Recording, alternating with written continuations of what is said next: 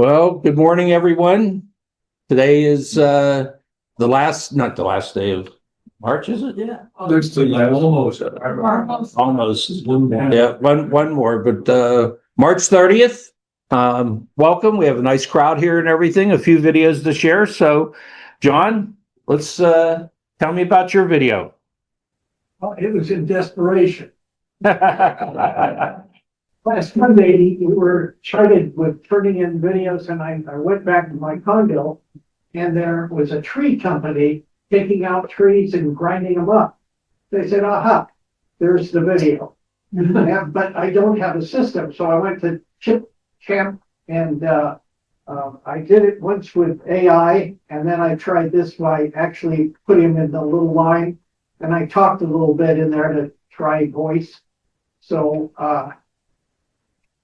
I just said, crawl before you walk. I'll be running out of the room. Tell us about when you say you did something with AI. What is it that you did? What did you try to do? ChipChat is a AI system where you just put all the things there and they automatically go in. But this time I laid it out because it had to be in order. This is Clip Champ. Yeah. Okay. It's a Microsoft system. Yeah. Yeah, I don't think. I think Kirk is still out on his travels. Kirk seems to be the. I gave the class Yes. 2 weeks ago. Yeah.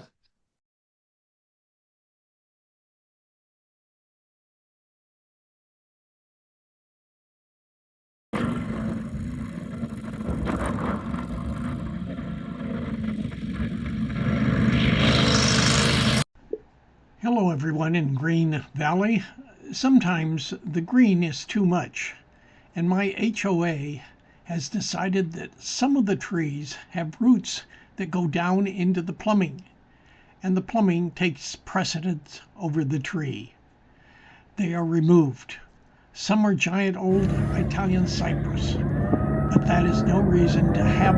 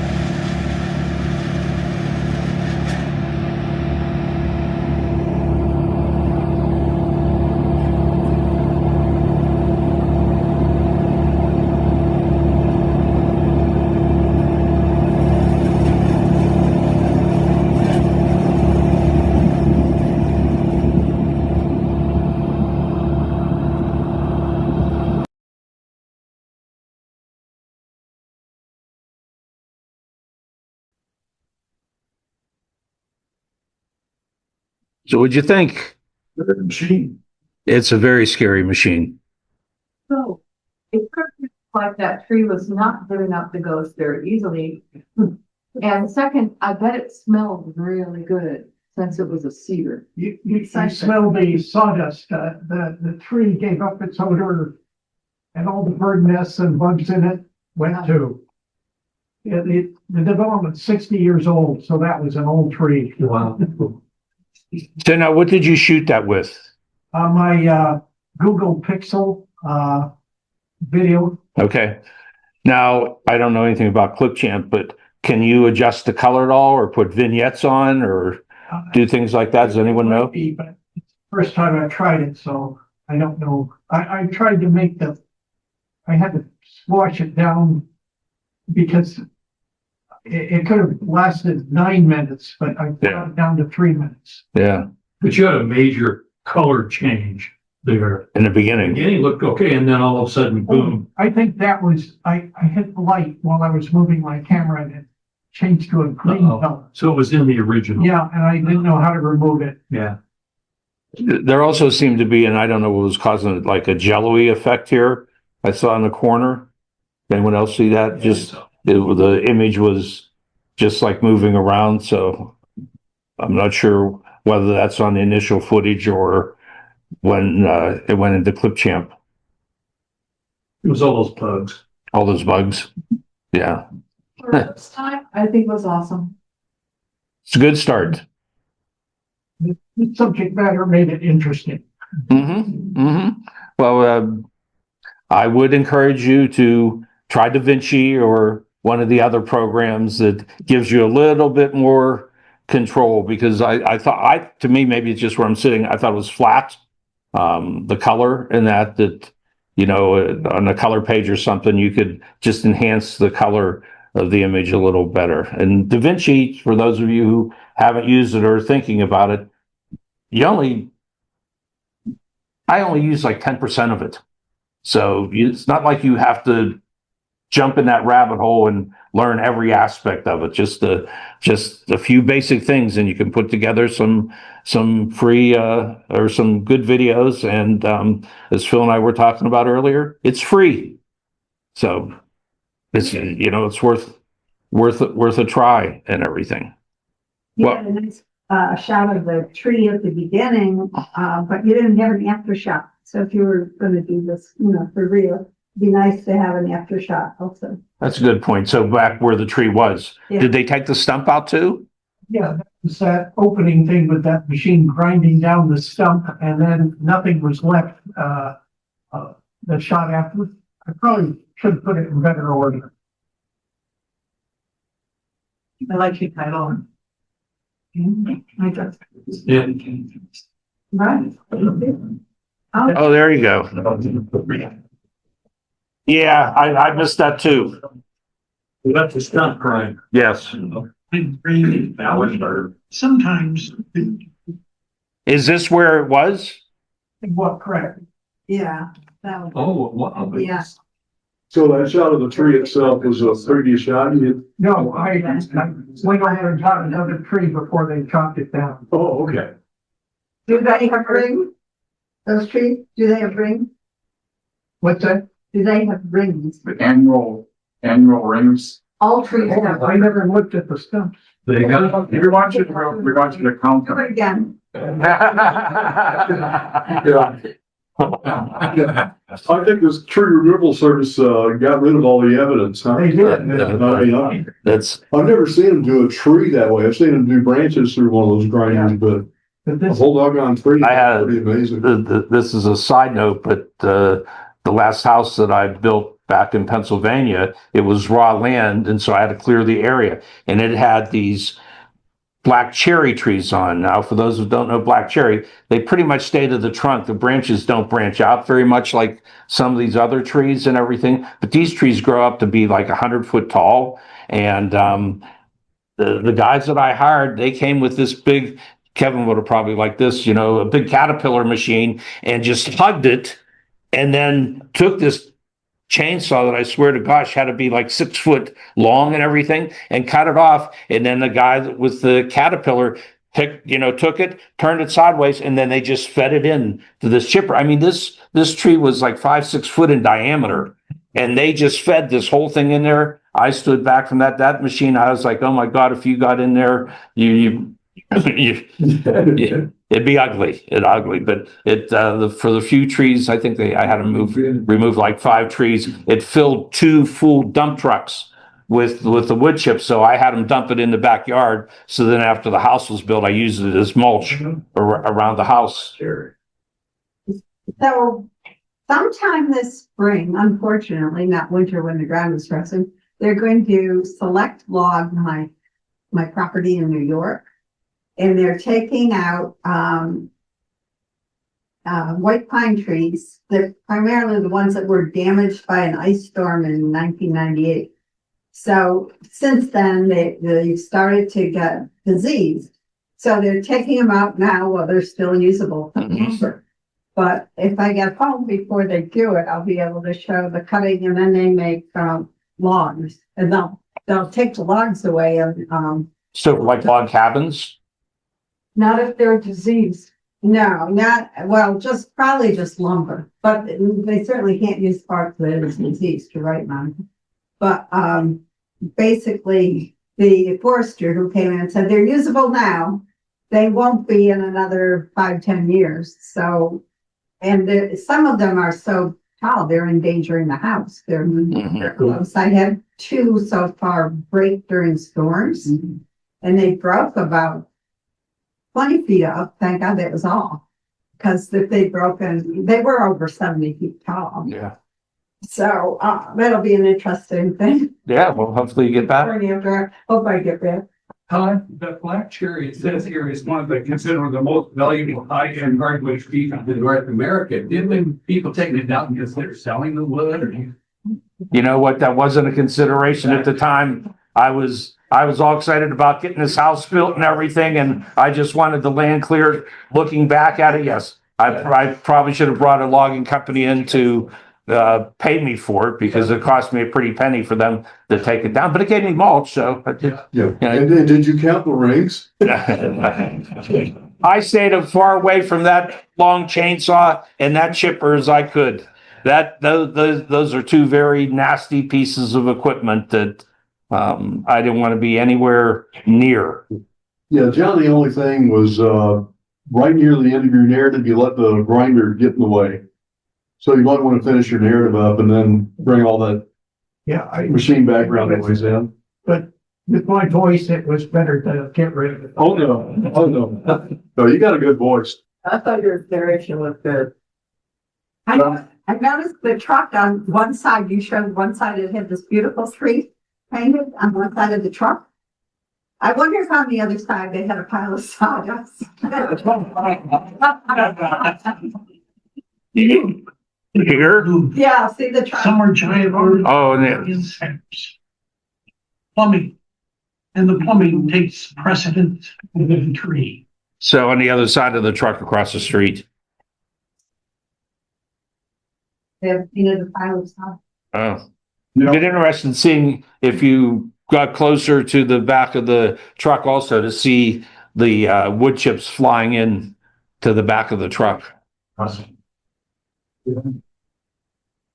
in the truck. Yeah. John, what did they charge the HOA for that removal? No idea. What? No. That'd be a Secret with the board of directors. You'll find out when you do stuff. Well, Ann, I'm going to hold on yours for a moment here, because my saguaro rescue is kind of in the same theme as to what John's was. Now, this was done a few years ago, and so you guys can beat me up all you want on it, but I'm not redoing it.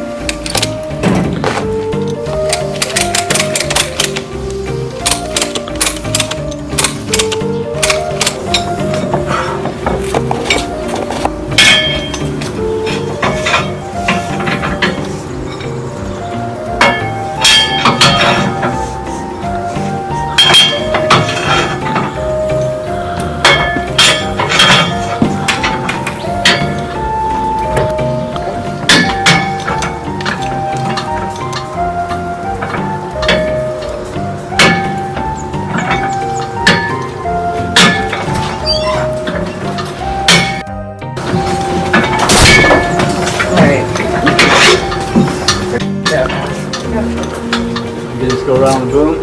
Yeah. Okay? Okay.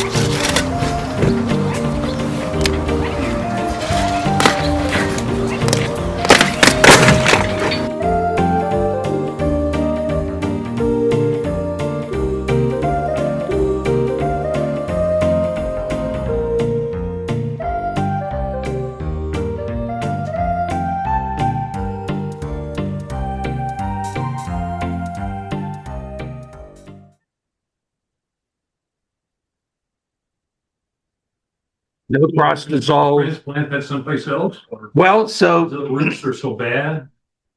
here was the original plan. When that storm came through, it had the the saguaro leaning over towards the house. We brought people out to see if we could pull it back and everything. And because of how it was leaning, they're like, well, we're going to have to go across the sidewalk and everything. And the HOA was like, no, you're not putting ropes, because these guys were saying, oh, these ropes will have to be there for at least a year or so, to try to pull it back and everything. So I'm like, okay. I started calling companies up in Tucson saying, hey, I've got a 20-some foot saguaro. Would you consider taking it out in exchange for us getting some plants from you? So that was the original idea. So the plants that we were going to put in the garden or that area would be paid for by the saguaro. But once they pulled it out and it was root rot, they're like, we can't use this. So then we ended up spending another $600 on plants. That arm that you cut off, can they? put Yes. that in the ground? Yes, they could. And Yeah. That was hurt. No, there were multiple arms Yeah, that they exchange. they didn't. And everything. But as you can see, I mean, just I was fade to black on all of them instead of so this is pre-Kevin. So a lot of almost all fade to black, no cross dissolve, no stabilization, Narration. no narration. Yeah, But just still very interesting, and you did a nice job doing it. so I took my GoPro and put it on the roof and put it on time lapse, and so that's how you got those shots from up there and the people running around. Yeah, Monica. Just gonna say, I love the perspective from the roof. That was cool. Looking down on it. That was pretty cool. Yeah, Doug. I didn't see heavy leather gloves on any of those workers. Yeah, they're two brothers. The said they legend. They didn't look like brothers, but But you're dealing with needles that long. oh yeah. Well, you notice the one stood down. The other one was the one always going up and throwing the carpet around the tree or the saguaro or. What I liked is you having Sally come out and do all the earth work. Hey, that's her. That's I just do the watering. She does the planting. That's in the prenuptial.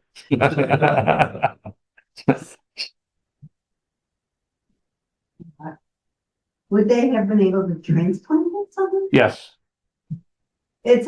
Would the roots have been a lot bigger, or it's just? I have no idea. They're not very large. The root system is not very large at all. Yeah. It's amazing. I have a squirrel in my backyard and it was bringing the bricks up. And the guy said, well, it's a root.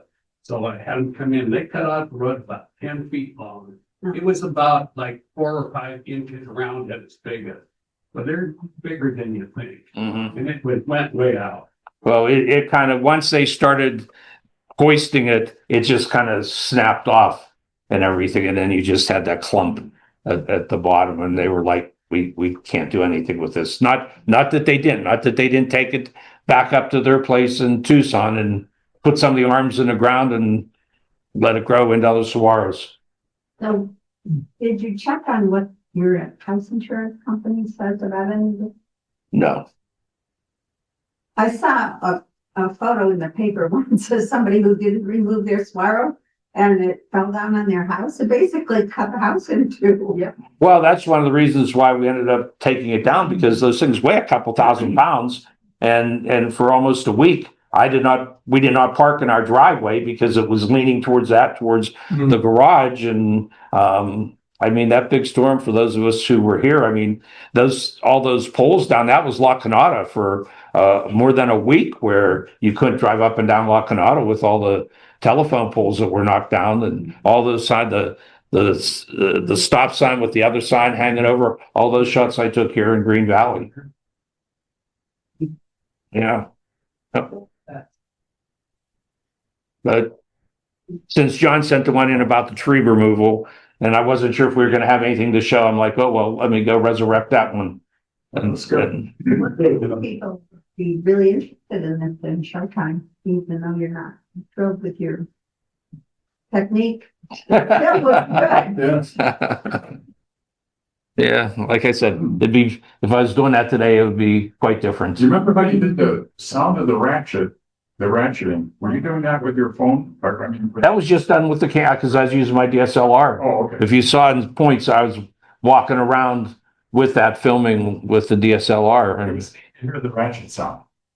yeah, I mean, if I didn't have it today, I would go back and out. I mean, a lot of the videos I do today, I will go find those sounds and bring them and put them into the audio part of the video. But that higher view was great.